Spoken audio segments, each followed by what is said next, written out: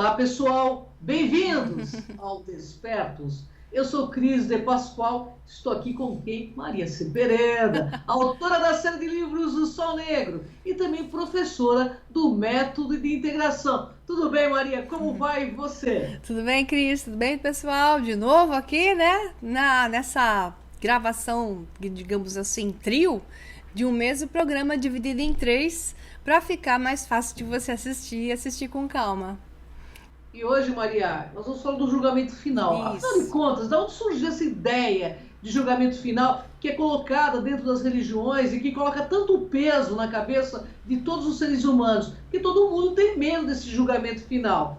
Fala-se das antigas civilizações, mas de onde realmente surgiu essa ideia de julgamento final? Quem julga? O que é É. julgado? Por que é julgado? São tantas perguntas a tiracolo, Maria, porque eu acho que esse programa vai ajudar a esclarecer um monte de gente e vai tirar esse peso também da cabeça das pessoas. Para falar direitinho tudo isso aí, eu precisaria de pelo menos uma hora. Para ficar bacana, para colocar todos os elementos que você acabou Claro. perguntando aí, né? Então, de uma maneira resumida, eu nunca vou atender a todas as solicitações, mas eu vou ter que resumir fácil para todo mundo entender. Bom, se a gente olhar na história da humanidade em várias linhas de tempo, você sempre encontrou uma estratificação de mundos, né? Um mundo superior, mundo do solar, mundo dos seres alados e divinos, povo das nuvens e por aí vai, e o mundo da terra, que é o mais comum, o mundo superior e o mundo inferior. Mas cada um desses mundos tem também vários níveis. Então se encontrava lá nos maias um mundo com subníveis, que era o Xibalba com Z, ou Xibalba, que você encontra em inglês, né? Mas também se fala Xibalba, né? Ou Xibalba, que seria mais em espanhol, que é o mundo interior que alguns confundem e pode ser até entendido como um mundo intraterreno, onde seres mais nobres e outros menos nobres existiam e onde ocorreram batalhas épicas entre alguns personagens e reis e príncipes e heróis da história maia. A mesma coisa você encontra como o Duat egípcio, também com estratificações.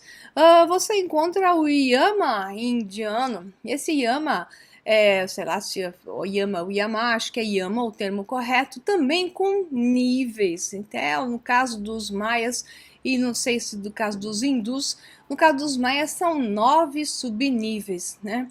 Então, é muito comum uma estratificação geometrizando. Isso se pensa como níveis de frequências, e quanto mais fundo vai, pior a coisa fica. Aí no mundo judaico acho que tem o tal do Sheol também, né?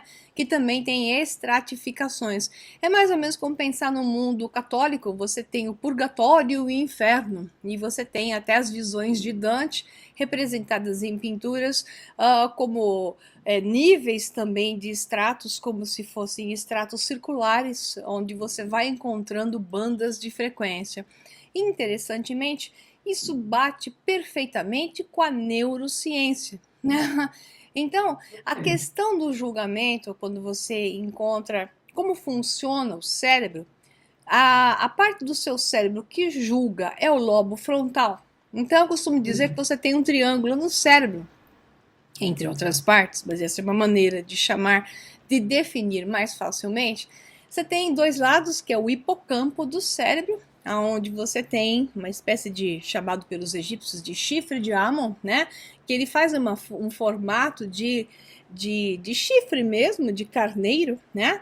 E na ponta dele você tem a amígdala cerebral. Então o cérebro tem disparos elétricos em momentos de estresse, em momentos de emocionais, em momentos de experiências de quase morte ou até morte, né?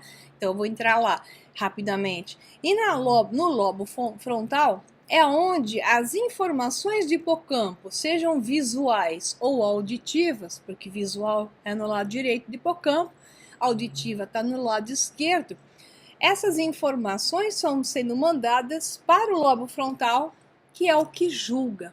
Então, especificamente a parte do cérebro que decide memórias, processa memórias, é esse conjunto, né? Esse conjunto como um todo, mas a parte do cérebro que decide é o lobo frontal.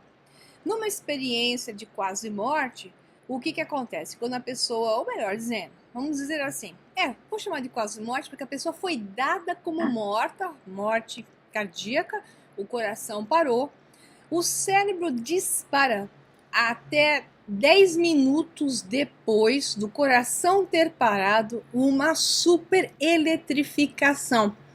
O cérebro nunca funcionará tanto quanto no processo de parada cardíaca. Então ele dispara uma sequência de choques elétricos, né? Que é um processo no qual, segundo eu mencionei o Roger Penrose, né? No começo, no primeiro programa e segundo programa anterior a esse aqui, eu falei do grande físico matemático Roger Penrose e do Stuart Hameroff, eu não falei, mas estou falando agora, que falaram sobre os microtúbulos do cérebro. Durante esses 10 minutos de disparo de eletricidade, a informação contida no seu cérebro, é passada, ou seja, níveis de consciência. A informação passada é que retirada do corpo e enviada para fora. Eu não vou discutir aqui o que é para fora, mas esse processo de retirar a informação, que é os níveis de consciência desta pessoa, passam por esse processo de microtúbulo. E durante todo esse processo, o cérebro cria o que se chama de alucinação. Então, é uma alucinação, o cérebro entra em alucinação. Por que eu digo que é uma alucinação?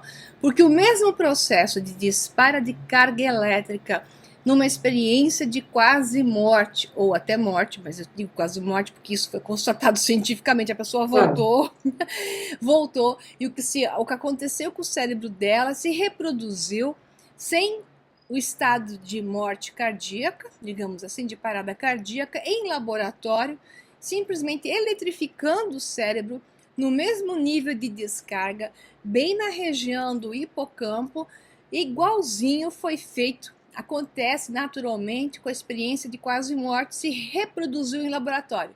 O que aconteceu com as pessoas que eram os que experimentavam o teste em São, foi exatamente o mesmo processo. Ou seja, eles viram a mesma coisa do túnel que se abre à frente, o som celestial, encontraram com parentes.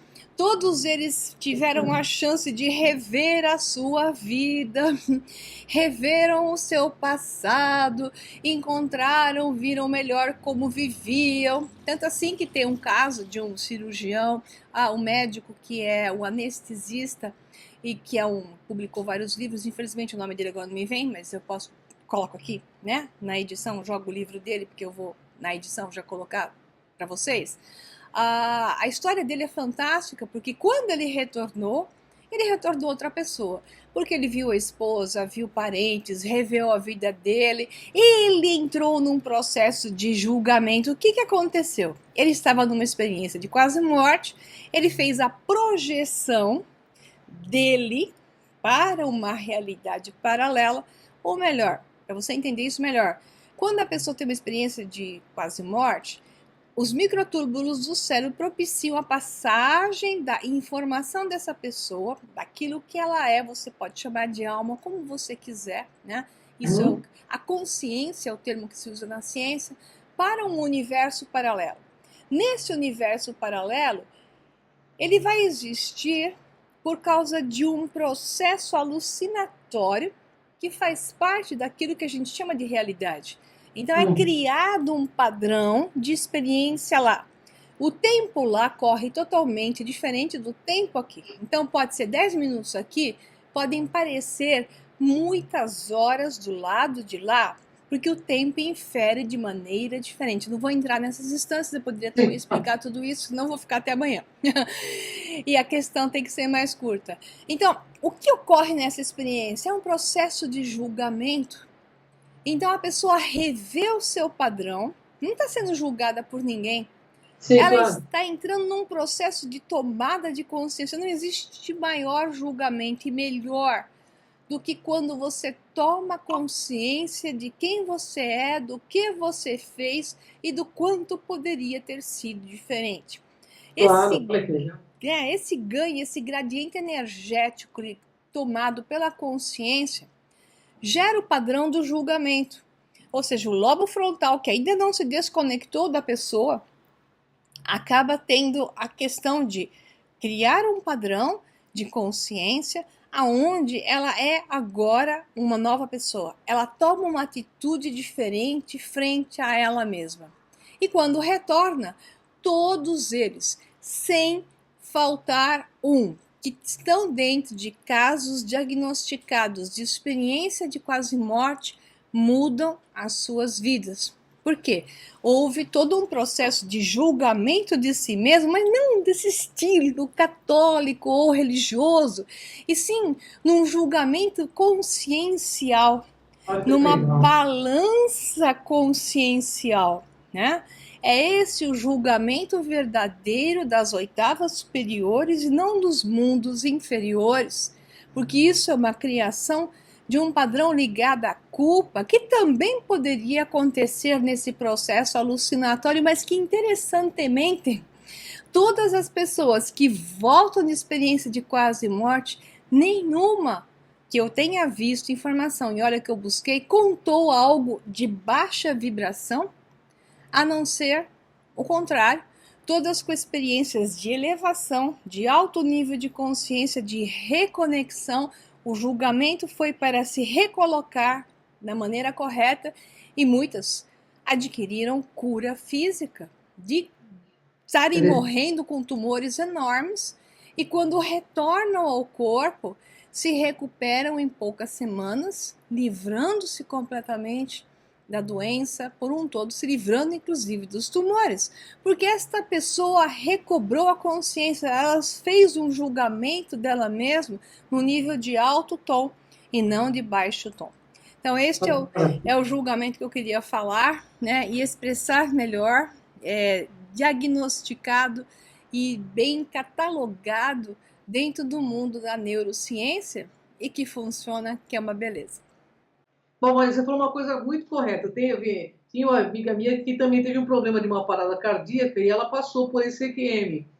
E ela mudou radicalmente, né? Todos depois mudam. que retornou, porque ela percebeu muitos erros que ela cometia com ela mesma, entendeu? E não é? E ela se tornou diferente por conta dessa parte de tomar consciência, que eu acho que é o mais importante mesmo, né? Sem essa culpa extrema que é colocada dentro das religiões. A culpa é da religião mesmo, né? A questão Desculpa te cortar, mas sim, assim, a religião coloca muito esse peso. Você tem que pagar, você tem que sofrer, porque o tempo todo você se vê como nada, porque dizem já que a gente nasceu fruto do pecado, né? Isso é tudo absurdo, ridículo, e que eu acho muito legal a gente discutir esses temas para esclarecimento das massas. Somos filhos de algo muito maior do que somos, que eu acho que nós estamos experimentando aqui uma parte somente da nossa consciência.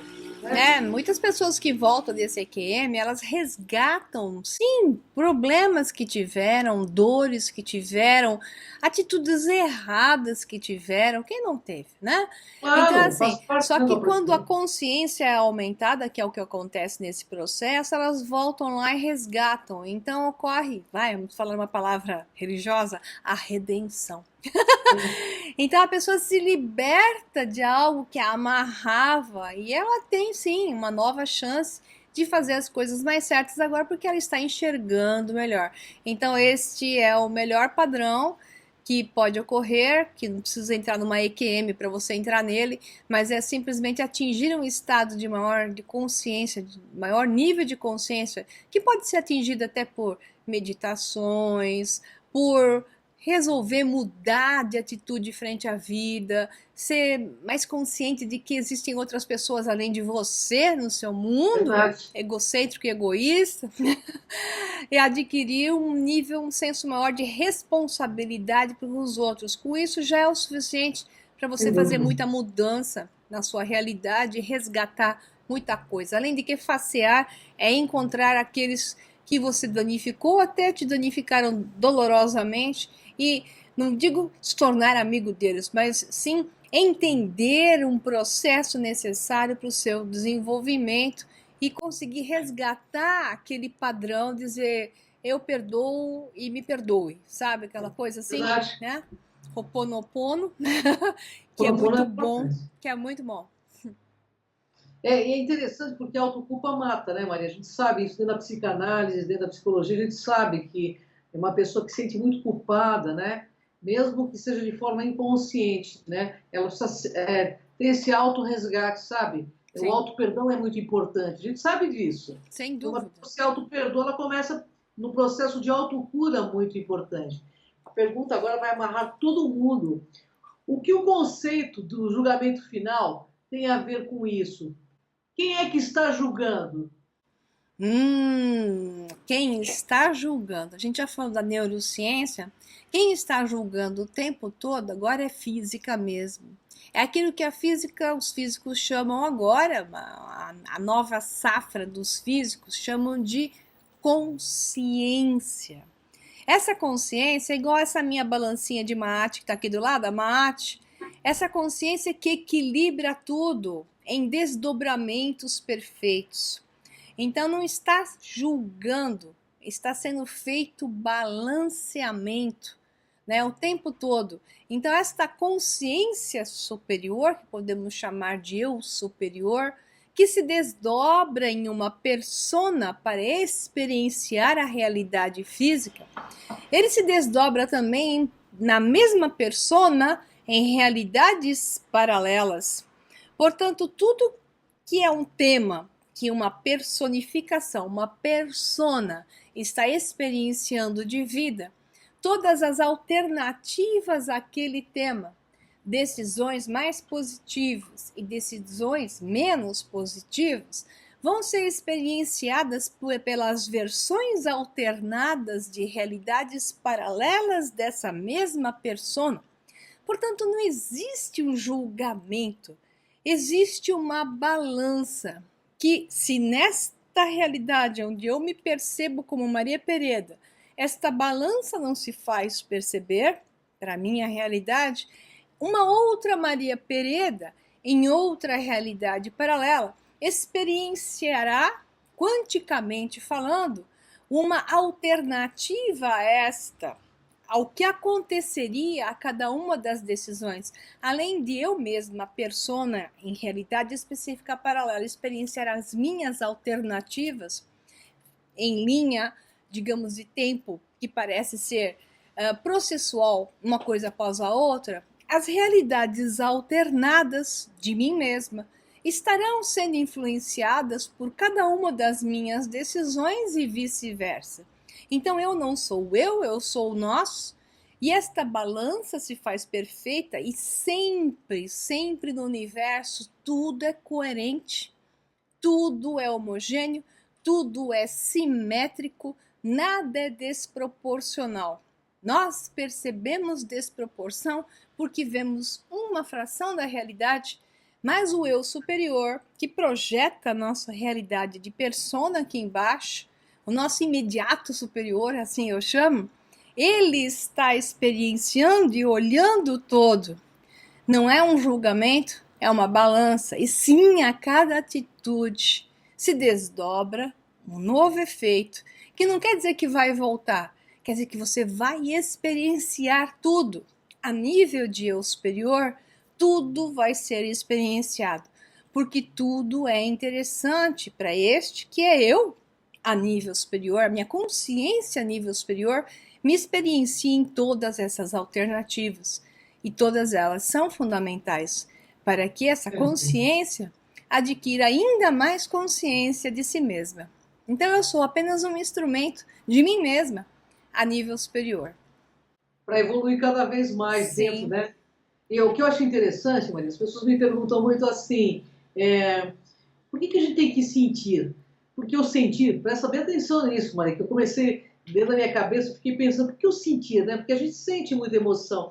E esse padrão de onda que nós estamos nos permite compreender que o sentir, ele, de certa forma, ele é a força da razão que nos leva à compreensão.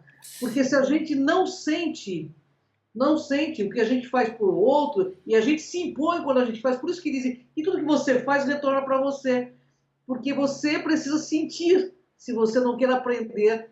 Né? Porque a gente tem uma dificuldade em compreender esse verbo amar, mas amar, na realidade, do meu ponto de vista, é sentir o outro, é ter empatia pelo outro, pela dor do outro, pelo problema do outro. E aí sim, através desse fraternismo, que a gente dá um salto evolutivo. Exato. Nós estamos aí da forma que estamos no planeta porque nós mesmos nos condenamos. Esse é o meu ponto de vista. Sim, e é por isso que olhar essa roda do Eu vou Sansara, até ampliar, já que você me deu a ideia de uma explicação que vai muito bem, agora vai passar o tempo do programa. Que é assim, todo julgamento faz parte do código moral. Qual é o código moral dos maias? Qual foi o código moral dos maias, e principalmente dos astecas, que eram ainda piores que os maias? De ficar arrancando corações das pessoas em sacrifícios intermináveis. Qual era o código moral dos maias? De invadir aldeias dos mexicas, outros que não eram exatamente astecas, né? E arrancar as moças virgens, porque eram os que eles achavam que eram melhores para os deuses, as crianças e por aí vai, e colocar uma sequência, 20, 30, numa sequência, arrancando o coração para os deuses. O código moral é algo que é criado por uma unidade, por um grupo, por digamos assim, um grupo, né, de pessoas que pode ser um grupo de 15 milhões, como eram os astecas, 15 milhões de astecas existiram na época do seu auge, digamos assim. E esses 15 milhões seguiam um código moral. O código moral faz com que a unidade exista. O código moral não quer dizer que é um código de ética. O código de ética seria algo que preserva mais o bem em detrimento do mal. Né? O código moral é aquilo que o grupo aceita como aquilo que os configura. Portanto, vamos agora para o padrão que eu vou trazer para o outro lado. Qual é o código moral e qual é o julgamento desses políticos que nós temos aqui? Pois é. Desses ladrões que eles são, né? E que chegam, muitos, ao final da sua vida, velhinhos, ricos e maravilhosos, sem sofrer nada. Aí a pessoa pensa, mas peraí, né? Cadê o julgamento para esses? Porque nem, né, a nossa justiça, né, federal consegue pegá-los, porque eles pagam para não serem pegos, né? Então, obviamente, os juízes todos engraxados não vão pegá-los. Então, assim, eles passam a vida na boa, morrem. E por que eles aparentemente não estão sofrendo um juízo final? Por quê? Porque o código moral deles é igual ao dos maias. É de arrancar o coraçãozinho. Tem peso, né? Tem peso, né, para que eles possam continuar existindo dentro daquilo que eles criaram como código moral para eles. Isso está correto. Num padrão de ética, como diz a Cris, cosmoética, isso não é o correto. Então, onde que isso vai cair na balança? A balança vai cair nas realidades paralelas e realidades alternadas desta personificação. Aonde esse padrão de código moral acabará tendo balanças de causa e efeito para poder se experienciar desde a mínima negatividade à máxima da negatividade e máxima de positividade à mínima de positividade, coloca como quiser isso, tá? Então, o julgamento final ocorre pela própria persona a nível de eu superior, quando este ser, então, num gradiente maior de liberdade da fisicalidade, ancora maiores níveis de energia, que é o que acontece com essas pessoas quando têm experiências de quase morte. Elas veem uma nova realidade, recebem gradientes de consciência maiores e se dão conta, né? Então, o julgamento final não vem como punição, vem como balança de equilíbrio. Eles sofrerão também, né, o padrão do equilíbrio, mas nesta realidade não acontece nada com eles. Nem doentes eles malvados ficam, né? Por quê? Porque para eles está tudo certo, porque o código moral deles é esse. É isso que eles acreditam, né? Isso. Então, Maria, sabe o que é interessante que você falou? Teve um caso de EQM de um político, eu assisti até o vídeo dele, Sim. porque foi feito um vídeo sobre o pesquisador, que é o Raymond Moody, que pesquisa sobre EQM. E o político, então, quando ele tem essa EQM, ele vê, você falou exatamente o que aconteceu, ele vê tudo que ele fez de forma errada porque ele teve uma ampliação na consciência dele, Isso. só que ele retoma ao corpo. Ele disse que ele viu um ser maravilhoso e esse ser olhava para ele. Na realidade, esse ser maravilhoso É o eu superior dele. Isso. é o eu superior dele. Isso. E ele perguntava para esse ser: eu não tenho mais nada para te mostrar, eu não fiz nada de bom, a não ser ter sido escoteiro. Aí o ser olhava para ele com tristeza e ele sentiu toda essa tristeza dessa parte maior consciencial dele. Quando ele retoma, então, ele larga de ser político. Tá no DVD de Raymond Moody, inclusive ele fala: eu Interessante. nunca mais quero ser como eu fui, porque eu tive uma visão do que eu era e que eu não quero ser. Isso, agora ele escreve um novo código moral, né? Onde ele se Interessante, né? comportará de outra forma, porque basicamente quando você volta de uma EQM, você é outra pessoa mesmo, Sem né? dúvida, É sem uma dúvida. outra realidade paralela, uma outra versão de você. Então, a Sim. nível de eu superior, você tem um reencontro de você com você mesmo em outras esferas. Então é belíssimo, podemos falar um monte a respeito disso, mas a gente já passou do tempo de novo e não dá mais. Bom, pessoal, mas é uma delícia falar com essa mulher. Você gosta, né? Eu também adoro. Eu adoro porque é uma aula, gente. E sabe, tudo que a gente aprende e a gente coloca no nosso dia a dia, a gente se torna melhor. E é essa a função do Despertos. Porque se você quer um mundo melhor, lembra, o problema mundial é, antes de tudo, individual. Só. Começa aqui dentro, o caminho é interno. É E isso aí. a Maria Pereira nos oferece essa grande oportunidade, né? Que todos nós possamos, através do autoconhecimento, a gente ser melhor como seres humanos. E quando a gente chegar do lado de lá, ou se não tiver lado de lá, é sempre do lado de cá mesmo, e tudo é uma coisa só, a gente não tem esse pesar, né? Que a maioria das pessoas tem, até por crenças aí que já são tão falidas. Então vamos nos perdoar, né, nessa vida mesmo e ser maiores amigos de nós mesmos. Porque o mundo aqui, Maria, não é dos espertos, você sabe disso. É dos despertos. Despertos. Então, Maria, uma honra estar contigo. Obrigada, Cris. Obrigada, pessoal. Queria agradecer aos 5 milhões que está na página do Cron TV. São 5 milhões de internautas que entram, deixam muitas mensagens. Nós não podemos responder todas, mas sintam-se abraçados. E se você curte o Cron TV, o Sol Negro 11, vai lá, clica, entra no nosso canal, você Isso recebe o vídeo rapidinho. Maria, honra estar com você, gratidão a todos. Até o próximo Despertos. Tchau, tchau, pessoal. Até.